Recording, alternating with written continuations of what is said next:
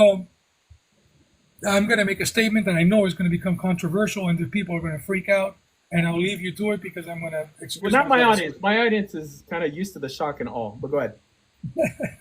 As soon as I say it, I'm going to split. So I got to just tell Okay. you, Okay.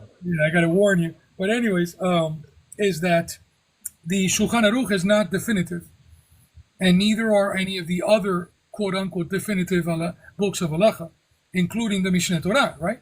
So how do we know that? Because there is a whole bunch of disparities between what the Jewish people kept as a custom according to Halakha, which variates from the Shulchan Aruch. Well, inclusive. That's why we have a mapa that basically had to say, no, stop a second.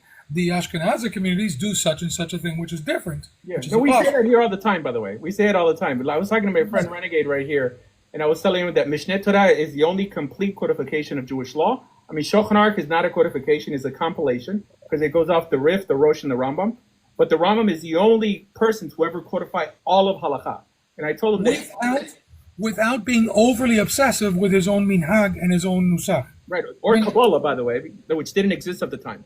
At least, oh, yeah. obviously, meaning there was a very slight version of Kabbalah, No, but it there's wasn't more, anything. It It wasn't anything Kabbalah, Zohar. It Bereshis, wasn't anything.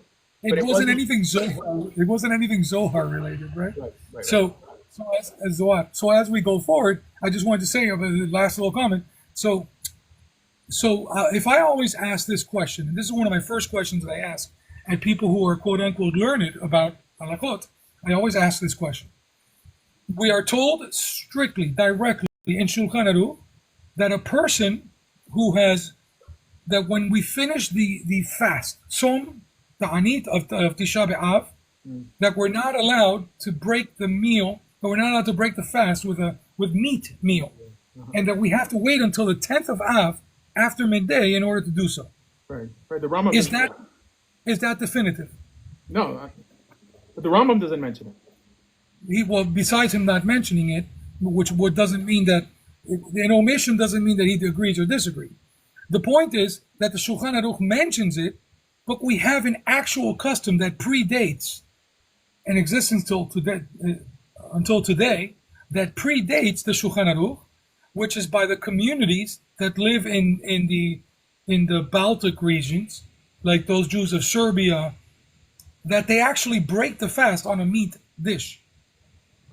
Right. So that's not the way I learned it. But I agree with you that there's things that I mean, Shulchan Aruch brings down that the Mishnah Torah doesn't bring down.